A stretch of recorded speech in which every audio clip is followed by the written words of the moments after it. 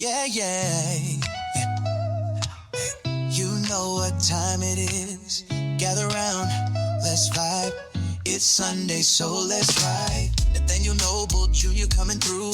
Got the mic and the thoughts just for you. Dropping wisdom like sunshine, bright and clear. New episodes weekly, can you hear? Every Sunday at noon, Pacific time. Tune in, let the good vibes rhyme. Life happens, that's a fact. But we got the stories, let's keep it on track. Every Sunday with Mr. Noble. Life lessons flowing, we keep it global. Amazing guests sharing gold nuggets. Tune in, don't miss it, we won't plug it. This is the Nathaniel Noble Jr. podcast. Welcome this week's guest on the Nathaniel Noble Jr. podcast. A young lady, I don't know how long we've been friends on Facebook or whatever, but I ran across her story and it caught my attention. And I reached out to her to ask her if she wanted to come on the show and share her testimony, her story, because I think it'll impact some lives around the world. So welcome this week's guest, Angie P. What's going on, Angie P? The crowd loves her already. The crowd loves it. Well, thank you so much, Sunny, for having me on. And yes, definitely reaching out. I feel like it is important to share our stories. I mean, we go through lifing, and God puts us in situation and allow things to happen. Our test, right? So that way at the end, when we come out of there, we can share our testimony for those that are still going through their test. It's an ending cycle. And I'm just grateful to be here and grateful to be able to share to you and to your audience. So thank you. Yeah. Cool. So I don't know if you knew me online or what. Somehow your story just crossed my feed. I don't know. It was just a connection. I mean, I had put a post out there that I was interested on being on podcast. I shared a little bit of it. And I guess it went in your feed, and that's how you was able to reach out to me. But basically, in the short term is, was going through a lot of depression, anxiety, circumstances, again, just life in general. And then it got me to a point where I was so deep into darkness, right, that I wanted to end my life. Like, I just didn't want to be here. I was just so tired of everything. And I did. So I was clinically dead for a few. And then the EMTs and the police, they came to my house and they had to revive me. So just living that situation was just something that came out of me seeing God in the midst kind of thing. Because without God, I would not have been here. So obviously after that, it's been a crazy journey of a lot of healing, a lot of, just changing the mindset and being able to just change that. There's no more depression. There's no more darkness. There's no more of that. But we have to go through a walk. But yes, we have to go through a walk in order for us to come to the other side. So I love to talk about it because I know there's so many people that are still struggling with depression, still struggling with anxiety. I mean, we have so many things right now going on in the world and so much negativity that I feel like the enemy feeds off of that and put those seeds in people's minds to just be stuck on that. So it's like a revolving thing. But once we come to the other side and just have that hope and just praying, I did a lot of meditation, a lot of self-love kind of thing. And it shows that life is good. It can be good, but we have to come out of that funk, right? Mm-hmm. Can I stop you and say, so this is the part what you went through, but like, what was your childhood like, or when did this start? Like, did you have a good childhood? Like, it's always something like some seeds planted earlier or something dramatic that happened to get you to this dark point and, where you want to give up. So I'm sure it didn't start off that way. It's like, I'm born and I want to just give it up. So it had to be like a stair step or some series of events that got you to this point. Yes. I mean, it wasn't an overnight thing. I think it's never an overnight thing unless something traumatic happens. For me, in my case, I was blessed enough. I mean, I had a good childhood. I was raised in the Dominican Republic. I had my mom, loving mom. I had my sister. So we're really tight and close. But it wasn't until I would say 2 years before that moment that it was progressively getting worse. So again, it wasn't just like a one-time thing, a one-time event.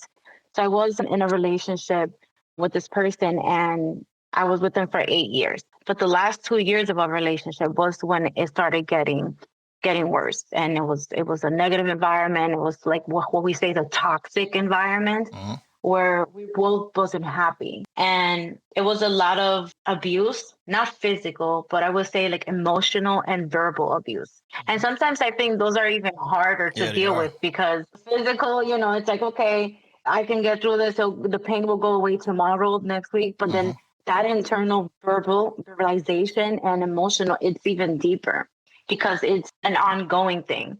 So especially when you have someone, that you love, that you've been with, and they're like, not being great, having gratitude for you, or like what I'm doing is not enough, degrading morally and stuff like that. And then for me, when I say that I was stuck in that, it was because I didn't see a way out.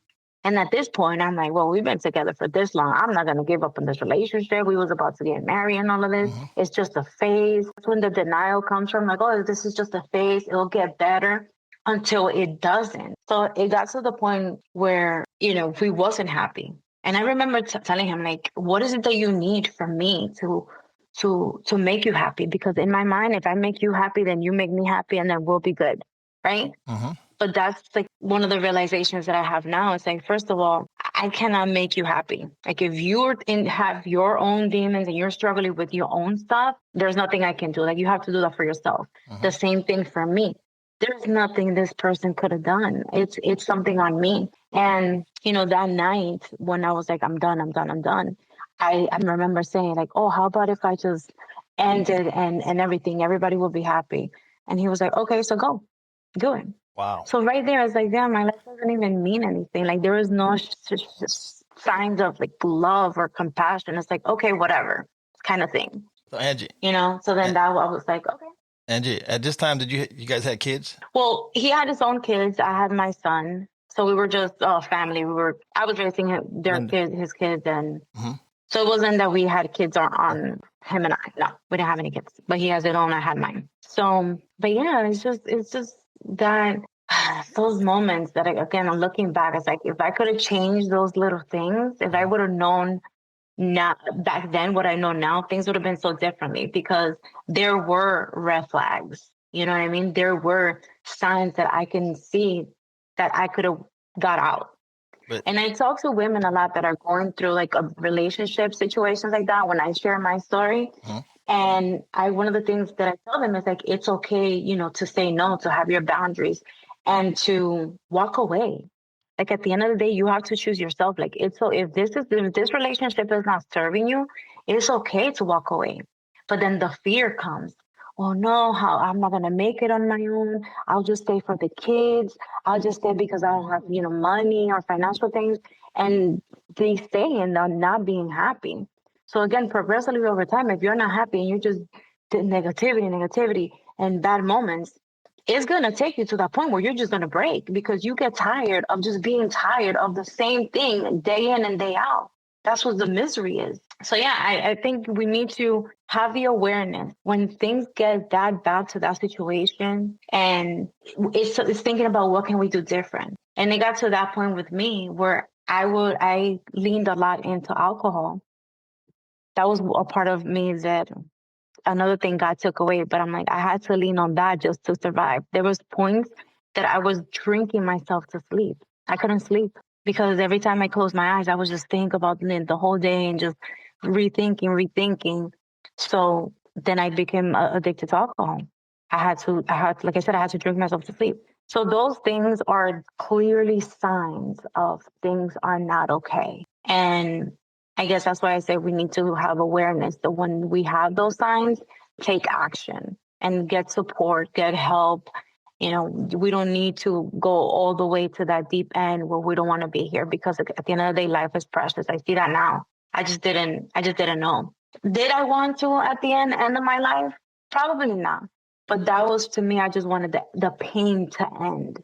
I just wanted just to be good, you know? So I thought that, again, if I removed myself, my son would be okay, my mom would be okay, my sister. I didn't think about none of that.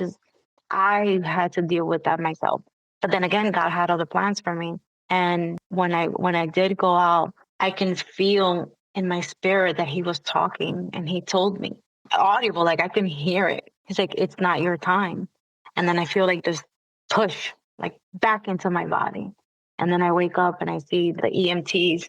I had pain on my chest because I guess they were doing CPR and the defibrillator. And now I'm confused because I was drinking that night. I overdosed. So I was like high on everything. And I was like, what just happened?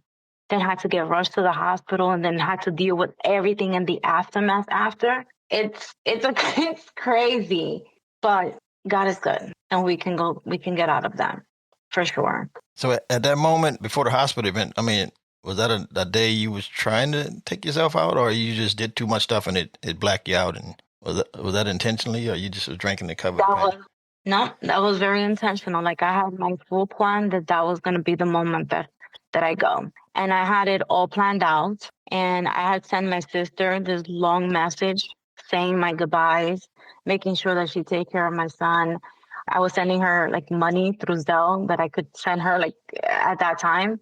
And I specifically waited for 3:00 in the morning because I know that she was going to be sleeping at that time. But then now, again, this is how God works, right? Now, after we said the story and everything that happened, she tells me that she was awake at that time at 3:00 in the morning. How was she awake? She had a brand new baby, 3 months old. The baby always would sleep through the night. And that night, the baby was colicky all night. That she was like, I don't know what's happening. Why is the baby like this? And she says that she thinks that was God putting the baby in that situation so they would be awake. So when she received my message, she was up with the baby. So she called me. Obviously, I don't know where my phone is. I didn't pay attention. But then she was able to call the cops to come do a wellness check at my house. Because she lives in New York and I live in Pennsylvania. Wow. So that's how everything transpired. And then when I got to the hospital, the doctors told me had the EMTs not made it there by the time that they did, there was not going to be no coming back. So they're like, you are definitely here. By the grace of God kind of thing. That was divine intervention. Yes. Oh yes. My God.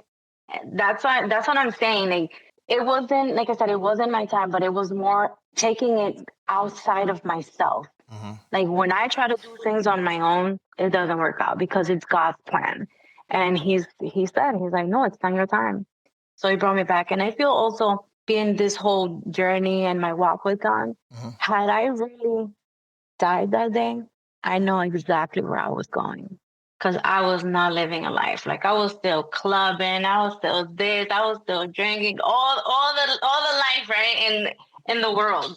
But then obviously that changed now because after that I have to say I gave my life to Christ and I got baptized and all that stuff. But I think again he brought me back was one to fulfill whatever purpose I have and to give me a second chance of redemption so I didn't end up in hell for sure. And that's something that, again, we need to think of it, not just, living life good. It's like, what's going to be the after? Because, yeah, we're trying to end the pain now, but what's going to be the after forever kind of thing, Yeah, no, a lot of time people, like you're saying, you want to end it all so you can stop the pain and your son going to be okay and your sisters and everybody going to be okay. But they left with the pain. They left with like devastation. You're at peace wherever you go after that. But that pain sticks with them for the rest of their life, losing you. So, sometimes it's like, oh, I want to end my pain, but now you're about to inject other pain on the people that love and care for you. And you don't think about that. I was at a point at one time in my life at that point where I wanted to end it all and stuff. And then I thought about the wellness of my kids. It's like, man, I can't do that to them. They babies like 2 and 4 or whatever, 1 and 3 or whatever it was. And I'm like, dude, life hit me in the face and broke me down so far where I just want to throw my hands up. But I'm like, that's not fair to them. They didn't ask to be in the situation. I had adult issues adult problem. It wasn't their problem for me to throw on them. And they ain't even started life yet.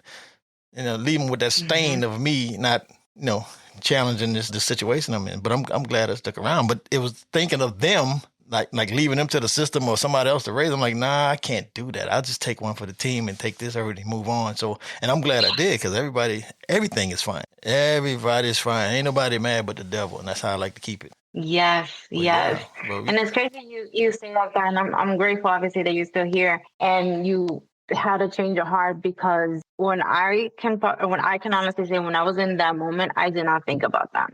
Like I said, I just wanted the pain to end, and I feel like there's people that go through those thoughts that they're not thinking of that either. And it's crazy because I recently, someone asked me that if I would have, that what would have happened to like my mom and my sister, my son, and all that stuff if I would have thought of that. And I was like, oh my God, I never thought of it like that. I honestly didn't. I feel like crying. I never did.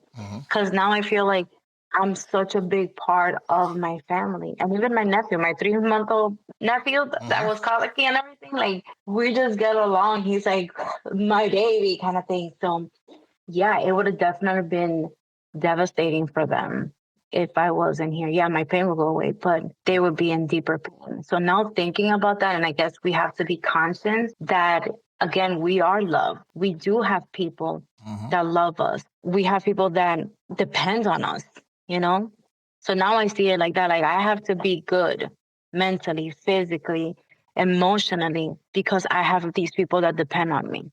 I can't just lash out and get myself to that stage again. And even though life is life all the time and the enemy keeps trying and trying, I can't get to that point again. Nope. Yeah, that's There's what no way. It's like that was your hardest test. You passed it, so now everything else, come on. I already know the process, so I'm not going that low no more because I love myself that much. Not to be like self-centered and stuff. No, just the self-awareness and the self-love that you need just to exist among all this madness. Yeah, so yeah, we I talk about. we're glad you came back. But I mean, thank God for using the baby and keeping your sister up. Oh my God, that was like that was a thin edge there. For sure. And then just touching back a little bit on the self-love thing, because I talk about that a lot. And it's not like an arrogant thing, like, oh, I'm the bomb, da da da. No, it's just having that self-love for yourself, for oneself, that we do develop those boundaries. We can say no, and we can give up to the things and even the people that doesn't serve us. Because again, had I could have said no. You know what I mean? I could have just walked away. But now that I know and I choose me sometimes, like I'll choose me over this situation or whatever that is going to try to bring me back to that state. And again, it's not like a cure thing, like, oh, I'm saved, I walk with Jesus and everything is all good and dandy. It's constant work. Still a walk. Exactly. There's still a walk. Things do happen, but I have to ground myself again and understand where I am now, not allowing those things. Yeah, I get negative thoughts again. I get pissed off. I want to curse people out sometimes, but I'm not going to allow myself to get to that point where I'm just rethinking and reliving the same negative thing all the time. So with that comes a lot of gratitude. I'm showing a lot of grace to people and just to myself, and forgiveness. Like I forgave that, that man, and I forgave myself for that. So that's another big part also, just that forgiveness, because we're not holding on to that. It's like a lifted, something that lifts you up when you forgive, including ourselves. So it's good. It's good to forgive yourself too, for all the stuff, the wrongs you did to, not only other people, but yourself. And you can't beat yourself up because of that decision or all that stuff. You're using a whole different frame of mind. But it's always it's good to look back to see the mountain you overcame, just to reflect. It's like, yo, I'm a winner, and I'm never going back to that stage in life again, no matter what. Because now you got a mission and a purpose to, because now you can tell a testimony to help other people. Because some people there's millions of people probably around the world just in a situation right now where it's dark and they don't see no way out, no hope and stuff, and they want to do something drastic. But as two survivors here, Angie P and Nate the Great. I call myself Nate the Great. Not to be boisterous, but I need if I ain't building my self-confidence, who will? You know what I'm saying? Self-preservation. Absolutely. But as two survivors of that edge, I think Angie P went a little further than me because I didn't get to the hospital. I was just in my car. It could have ended bad, but I thought about little babies and here I am. And it's crazy because I did a research recently. And it shows that 50,000 people a year actually try to end their life and succeed. Like that's it. That's why the numbers are so high, especially after COVID and, you know, everything that is going on right now in the world. But the interesting is there is 1.6 million people a year that try and don't succeed. Wow. So to me, that's a crazy number because that is God showing and giving another chance of life to 1.6 million, letting them know like you're still here for a reason. You still have purpose. You're not done yet, like those things. And that's why, again, we have to bring awareness because we can get out of that. I feel like we get stuck on those, just not getting stuck. The enemy wants us to get there because at the end of the day, it wants it to end all. But there is light at the end of the tunnel, and God has that second chance for all of us to be redeemed or just to change a different life. Again, we have those people in our life that are counting on us. So we have to be stronger and do what is necessary. I love that you said about the whole building up yourself and talking to yourself. I did that too, because you have to train yourself and get out of that mindset that I'm not good enough, or I'm not gonna, you know, the situation is not gonna get better. The job is still stressful. Like all of that can change, but it has to change in the mind first. And how we talk to ourselves, that counts. Like listen to that inner voice. What are we telling ourselves? And sometimes I would do affirmations, and this was at the very beginning, saying to myself, like, no, you are loved. Like you are worth it. You are enough. You know, things like that. And at first I wouldn't believe it because it's like a mind trick thing. Like you're saying it with your mouth, But you don't feel but it. your mind is not. But it's not like, girl, who you lying? Like, don't lie to yourself. But no. And then it becomes that habit. You look at yourself in the mirror and you're like, just look at what you love about yourself. Like, I am a good person. I can do this thing. I'm stronger today. I'm gonna do this. I got this. You know, and that builds that confidence back to surpass anything that is going on. Yeah, you know, got to get rid of that negative self-talk. That's your worst enemy, not For the person. sure. It's not the person outside. It's like your own mind is damning you to you know, damnation. But you got to, like me, every day on the way to work, I go to Spotify and pull up motivational speeches and just listen to that over and over and over and over, like for like at least an hour and 15 minutes on the way to work. And I just start my day off with positivity and motivation and stuff that, you know, powerful people that have the mindset of winners and, you know, doing stuff and constructive and keeping yourself focused on, you know, just being a good person and better than yesterday. So I recommend that to anybody. Just, you know, because we got access to everything online. So if you, instead of listening to this garbage music out here that's sending you to prison in the jails and the graveyard, just the same platform, Spotify, Apple, pick motivational speeches. Log it in and let that run through your brain and start adapting that type of mindset, and it helps you. It helps me. Yep. And then believing it too. Like at the end, we'll start to believe it. We'll start looking things differently. Yeah. I always talk about that. They call me, oh my God, I'm super positivity now. Why are you so positive? And I'm like, you know why I'm so positive? Because I was so negative before. So I've been on the other side, and now I'm on the positive side. And guess what? I like this side better. So I'm gonna try every time to nurture that on a daily basis. And again, even when things get tough, even when situations happen, I always say, well, what's the positive side of that? Someone once told me like, oh, I'm going to get a job. I don't know if I'm going to get it. That's negative right there. I was like, don't say that. Let's say, well, what about if I do get it? What happens if I do get a job? Like, what is that positive thing that can come out of the outcome? For more bad that it can look, for more bad that it is. And again, God uses all things for good. Not just the good, not just the medium thing, all things, right? So even that bad situation, something good is going to come out. To me, I feel like had I not gone through that, I wouldn't be where I am now, right? So he uses those moments he pulled us through for something good, to change ourselves. And that's the whole transformation. We can't be the same thing that we were before. We can't be doing the same things that we're doing before because we're going to get the same results. So we got to do things differently in order to get a different result. And some of that, it is changing the mindset and changing it to positivity. Yeah. And so we can get out of those negative feelings. Stay away from negative and depressive people because it'll rub off on you. If you're not rubbing off if you're not rubbing off the positivity and the good stuff on people, they're going to rub the garbage on you. So it's like, if you're not strong enough to handle it, get out of that situation. But if your whole goal and intention is to be positive and uplifting, and you want to help change people, course of thinking, you're going to have to knuckle down and stay positive in spite of the negativity coming to your way. But if you can't handle it, get them negative and toxic people out of your life. For sure. And again, that's the hard part. I know. Because sometimes it's like those people that you love or your friends and family, but you gotta say no, and this is my healing journey. This is where I'm trying to go.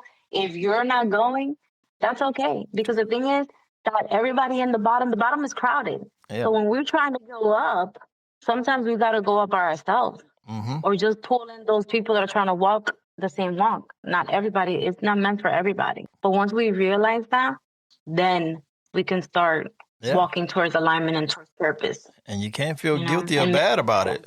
It's like self-preservation. If you don't love you, you can't depend on everybody else to do that for you. So exactly. And that's not being arrogant or big-headed and boastful and stuff. It's like, no, man, it's like my life was on the line and I'm not going that way no more. And I'm not dealing with nothing that's going to pull me in that area. So, hey, I love you for where you're at, but I'm going over here where the eagles hang out at.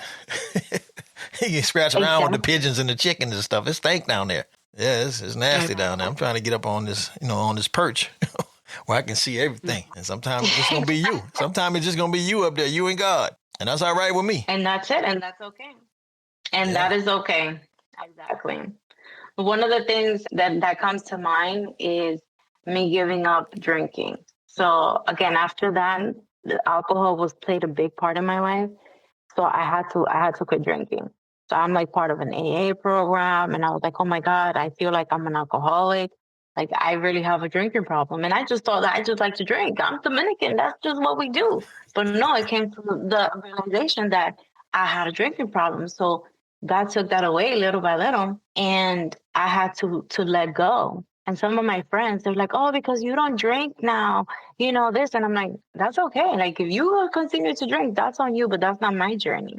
So sometimes I don't even get invited to the parties anymore because I don't drink. And I was like, and I feel some type of way. Feel some type of way. What kind of friends are they? I thought you were my friends. I don't have to drink to be your friend. Yes. They mad at you. But I'm like, I can still be fun without drinking. But then again, it brings me back to that realization. Like, again, not everybody's walking the same walk. Like if I gave it up and I'm trying to do something different, I can't be doing the clubs and doing the drinking because it's gonna bring you back. That's just not for me. That's going to bring me back. Yeah. And you want to separate yourself from that stuff that's going to harm you.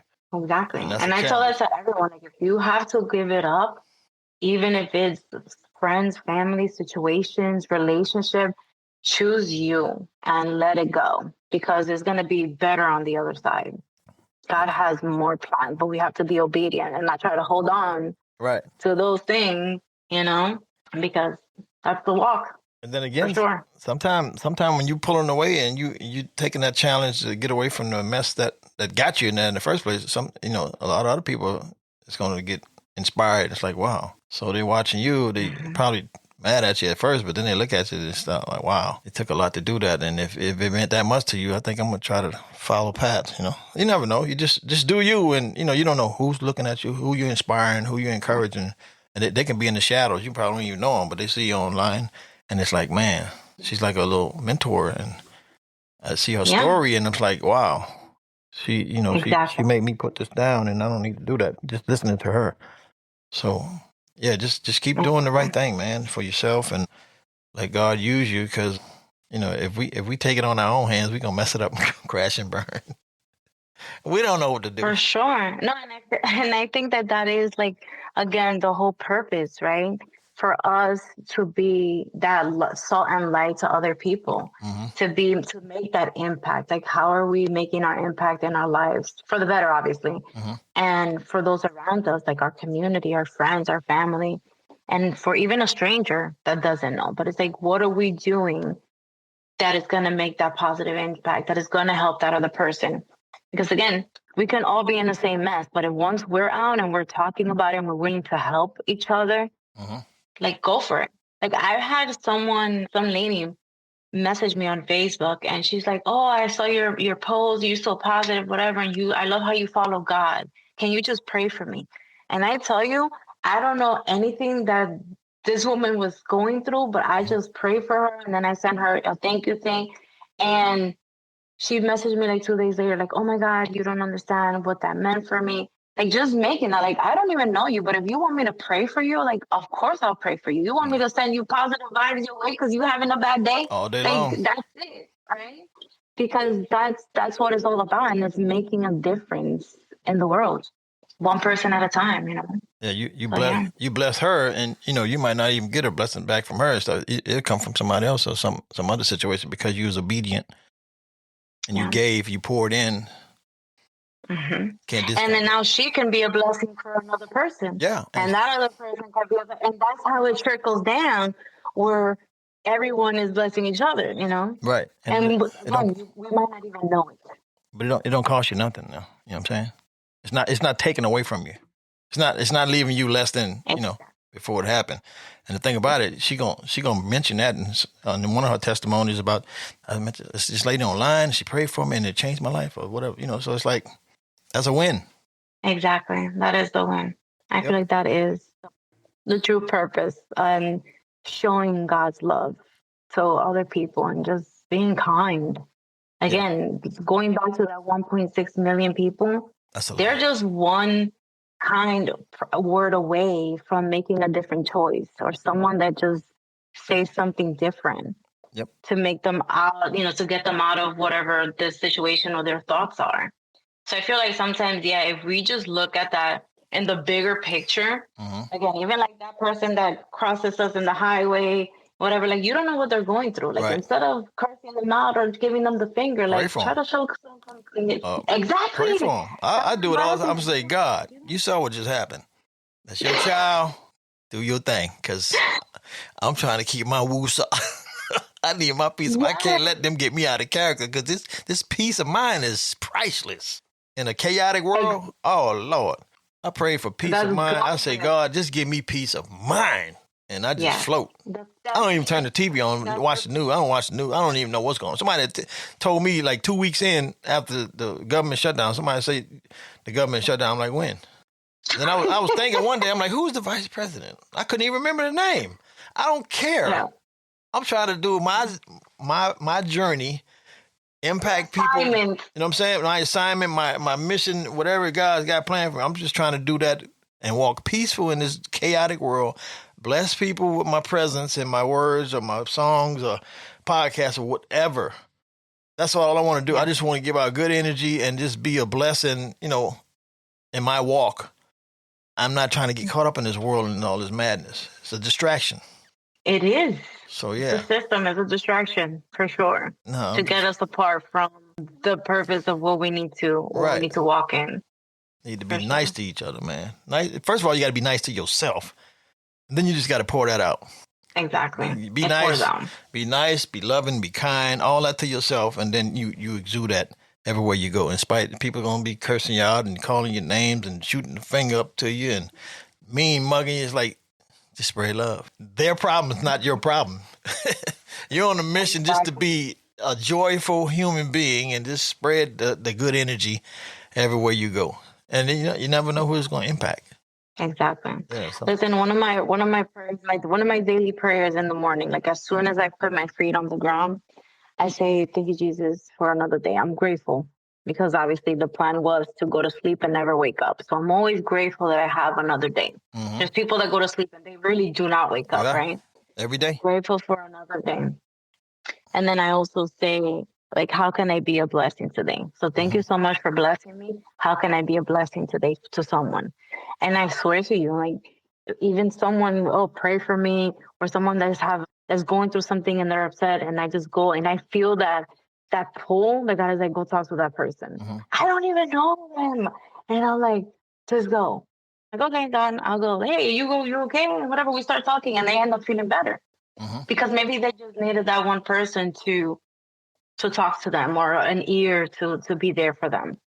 So it's like you said, we are already blessed. Mm-hmm. So how can I be a blessing to others? And that's how it trickles down.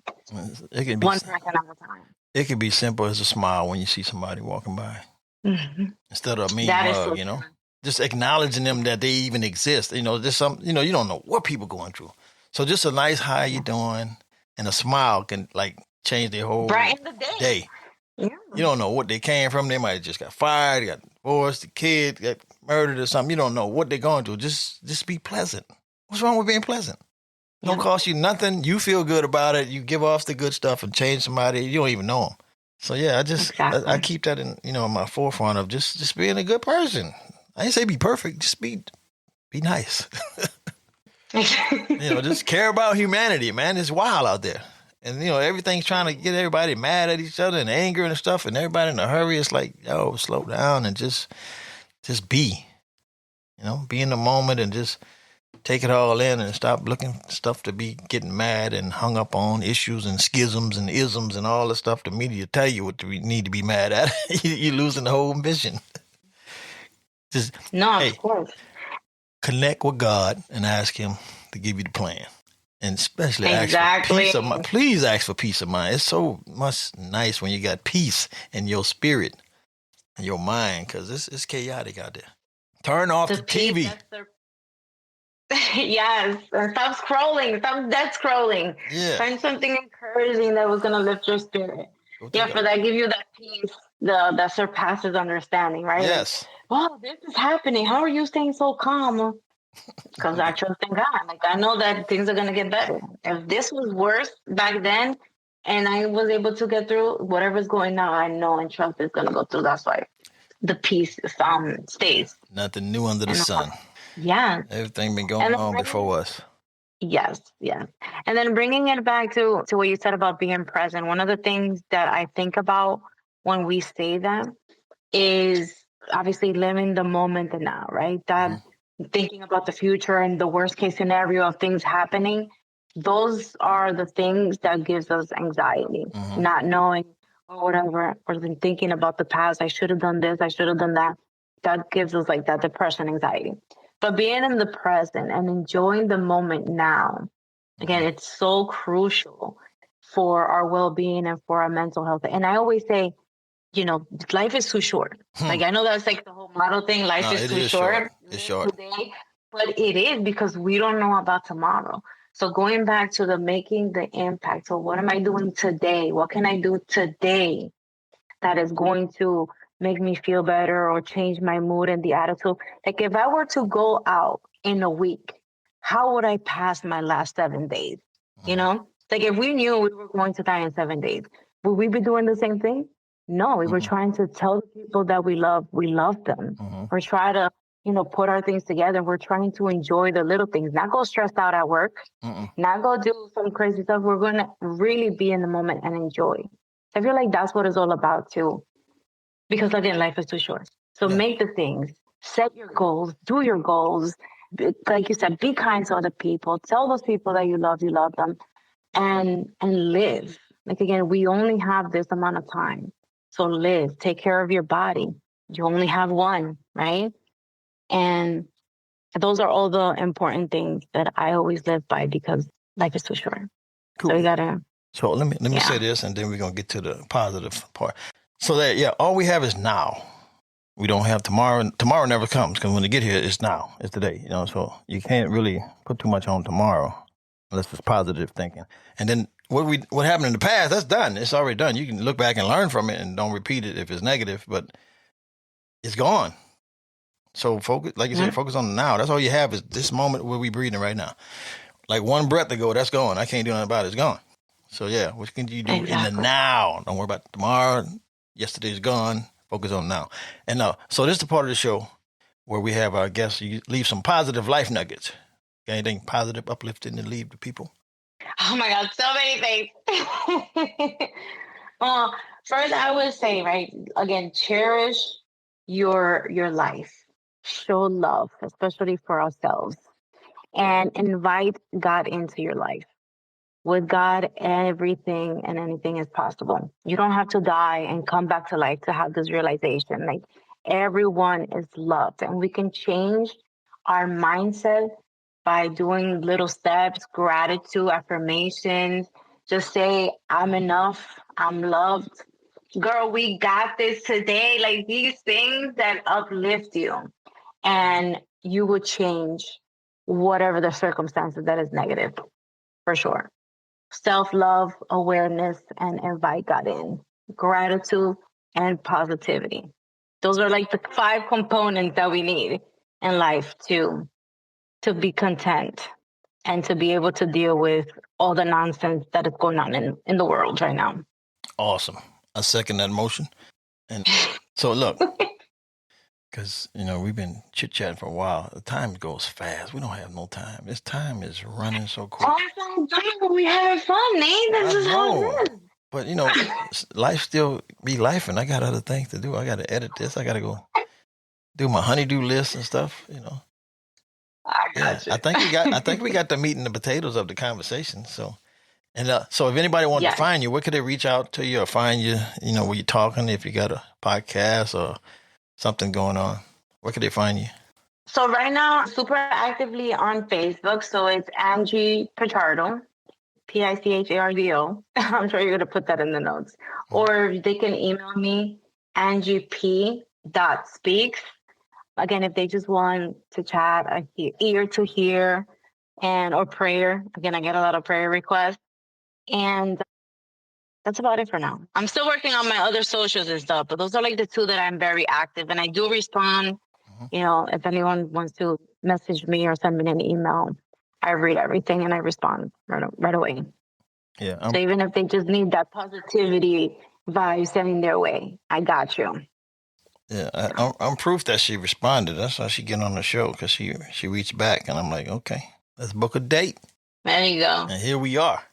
So first of all, I want to thank you for coming on and sharing your testimony, and I hope and pray this and encourage other people to hang on, because there's more life abundantly after those moments, those dark stages. Get out of there. It's dark. Come to the light. Yeah, come to that God light. Don't be going to that false light. Come to the God light, and He will put you on the journey. Yeah, speaking from experience, it's like, hang on. It's better on the other end. Yes, for sure. Well, thank you so much for having me. Again, I'm super grateful. I know from here on out we'll become friends for real. Oh, it's done. And I wish you obviously a lots of blessing on your podcast. Again, you're making a positive impact, and you are definitely impacting the people. So I love what you're doing. So I just want to acknowledge that on you. So thank you very much. Thank you very much. A lot of people don't acknowledge that, but I don't care. I don't care. I do. Hey, this is my mission. So whether the people like it or not, that ain't my problem. I just want to bring this heat, man. This these individuals with these stories and their heart and their soul pouring out, just to make the world a better place. Because this message is gonna help who it's supposed to help.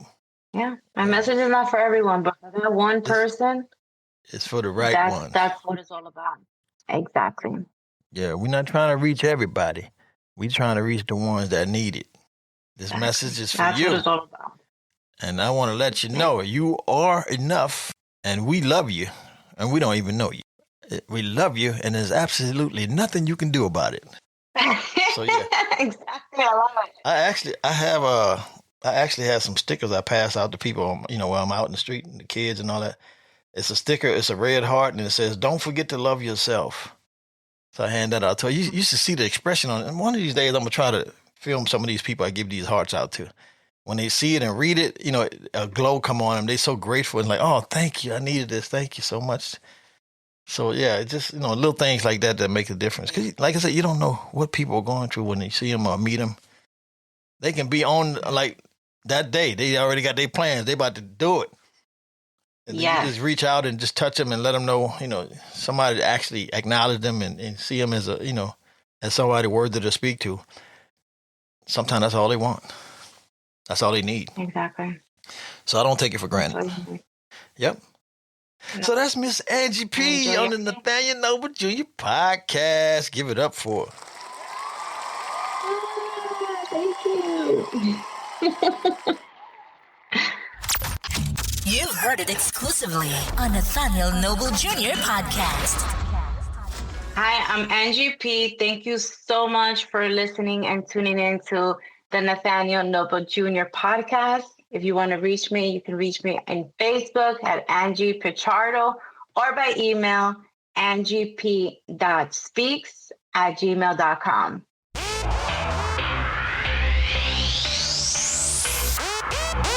Gotta submit. You gotta submit. Gotta submit.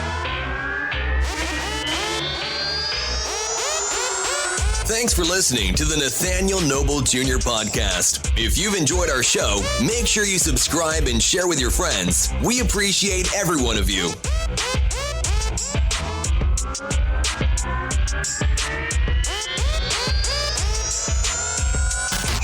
Nathaniel Noble Jr. podcast. You gotta submit.